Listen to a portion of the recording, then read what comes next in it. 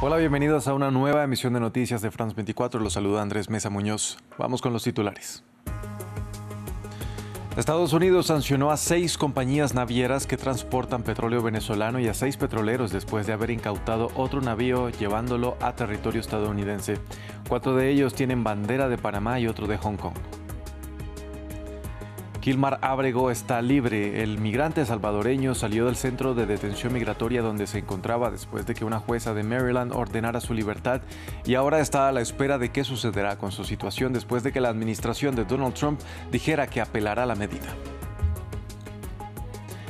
El primer ministro de Reino Unido, Keir Starmer, recibió en Londres a su homólogo de Bélgica, Bart De Wever, mientras el resto de socios de la Unión Europea discuten cómo seguir financiando a Ucrania. El encuentro se produce en medio de la cautela del gobierno belga para usar activos rusos incautados para dicho fin.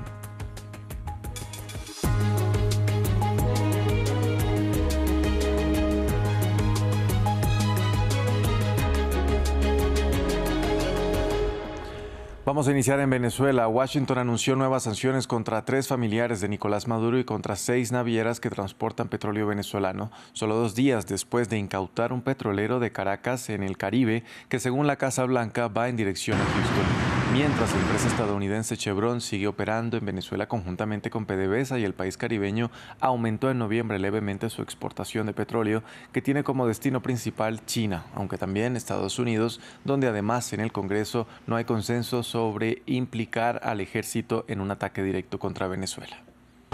Sin quórum en el legislativo estadounidense sobre las acciones en Venezuela. Crece la preocupación entre los senadores del país norteamericano por los ataques ordenados por la administración Trump con Venezuela en la mira. El más reciente, la incautación de un buque petrolero frente a las costas del país caribeño. La secretaria de Seguridad Nacional afirmó que fue, textualmente, un golpe al régimen, pero entre los congresistas hay otras opiniones. El presidente está intentando meternos en una guerra. Tiene que recordar que solo el Congreso puede declarar la guerra. ¿Y cuál es el objetivo de esta guerra? Parece que quiere el petróleo. ¿Quiere detenerlo? No sabemos qué es lo que quiere. Lo que estamos haciendo es detener el tráfico de drogas. No es contra Venezuela. Maduro no es el líder legítimamente elegido de Venezuela. Robó las elecciones.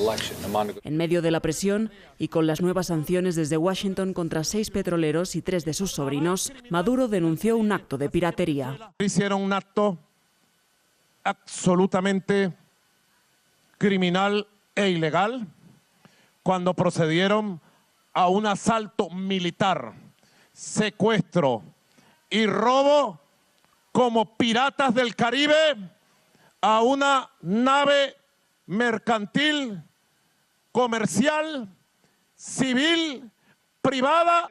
Y entre tanto, Donald Trump no se detuvo y repitió nuevamente que los ataques también los solucionaremos por tierra. Van a empezar por tierra muy pronto. Sin embargo, desde la Casa Blanca, su portavoz afirmó: una guerra prolongada no es sin duda algo que interese a este presidente. Ha sido muy claro al respecto. Él quiere la paz. Un fino equilibrio de fuerzas de política interna, mientras la gran mayoría de los estadounidenses rechaza entrar en guerra contra Venezuela y la precampaña de las elecciones de medio término está en marcha. La opositora venezolana María Corina Machado avanza en su gira por Noruega. La Premio Nobel de la Paz fue recibida este viernes por la familia real del país, donde llegó este miércoles tras escapar de territorio venezolano con ayuda estadounidense. Una huida de la que poco a poco se van conociendo más detalles. La opositora señaló que temió por su vida durante el camino, que implicó una salida en lancha hacia la isla de Curazao.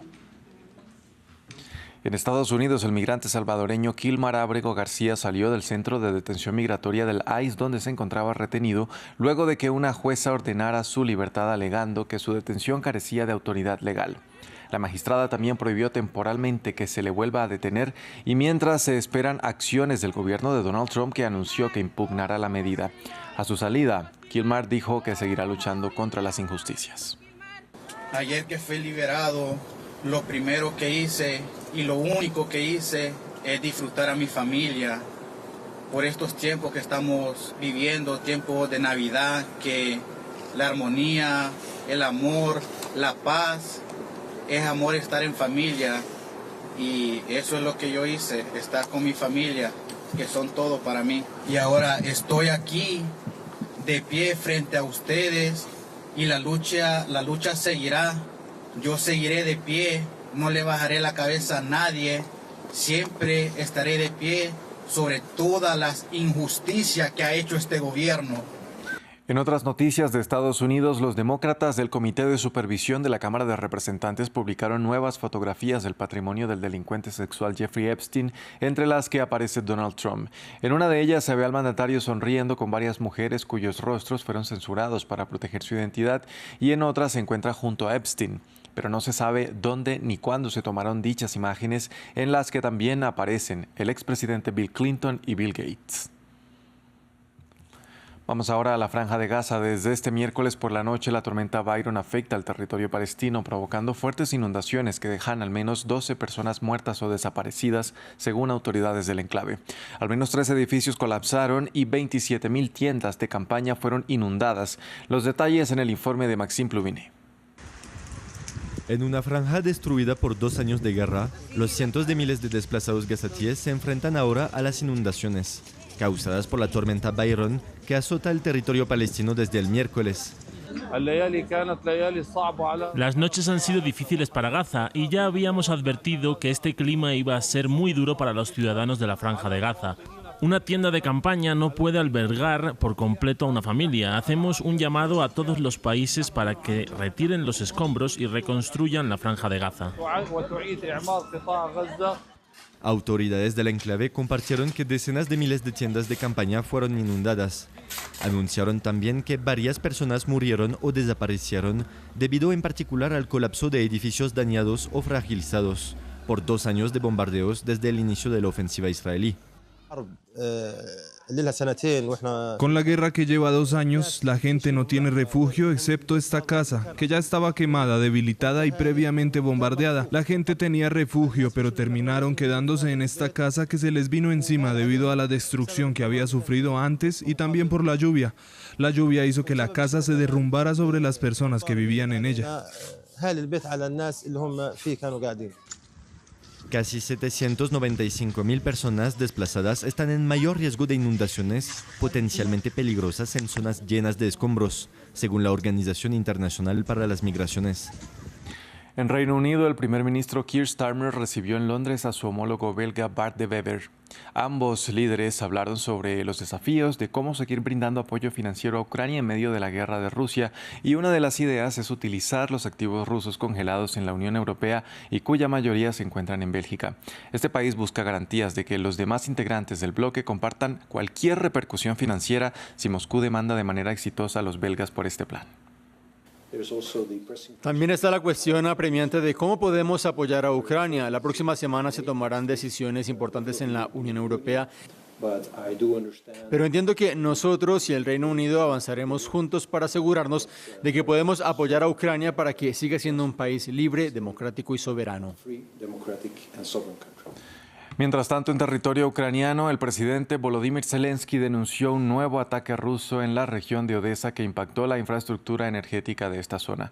A través de una publicación en su cuenta de la red social X, el mandatario señaló a Moscú de no tomar en serio los esfuerzos que se están llevando a cabo para poner fin a la guerra, y añadió que la intención del Kremlin es destruir la vida normal en Ucrania, y por ello instó a ejercer presión sobre Rusia.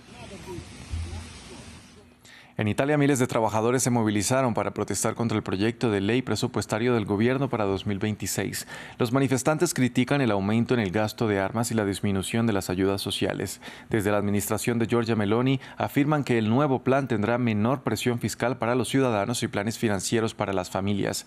Ramiro Cuevar Verena nos amplía. Los trabajadores italianos se manifiestan contra el proyecto de presupuesto para 2026.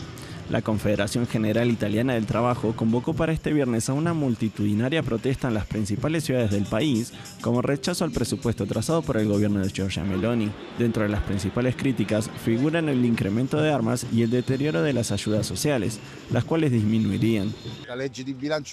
La ley de presupuesto no contempla ningún gasto para ningún sector, solo prevé gastar mucho dinero para rearmar un país contra un enemigo imaginario, porque no tenemos enemigos externos como nos quieren hacer creer. No tenemos a nadie que quiera invadirnos. Deberíamos invertir nuestro dinero en las prioridades de este país, que ciertamente no son las armas. La huelga afectó los funcionamientos de los servicios de salud, la jornada escolar y el transporte en toda Italia. En tanto, la convocatoria en Roma se dirigió a la Torre dei Conti, donde un trabajador murió tras sufrir un accidente semanas atrás.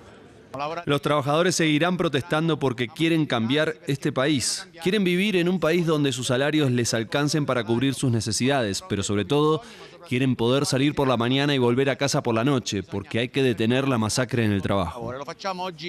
En contrapartida, Meloni, quien criticó la movilización, defendió el proyecto presupuestario, argumentando que habrá alivio en la presión fiscal para los ciudadanos y más ayuda financiera para las familias. Este domingo los chilenos votarán para elegir al sucesor del presidente Gabriel Boric. Uno de los temas pendientes es el déficit habitacional de casi 500.000 de viviendas, según datos oficiales de 2024. Ante esta situación, unas 400.000 personas vieron como única alternativa vivir en asentamientos irregulares. Un reportaje de nuestro corresponsal en Chile, Alberto Peña. Falta de viviendas, alquileres desorbitados y sueldos bajos llevan a muchas personas en Chile a vivir en asentamientos irregulares. Marisol recorre a diario las calles sin pavimento de la megatoma de San Antonio, la más grande del país. Fue de las primeras en ocupar un espacio en este terreno privado en 2019.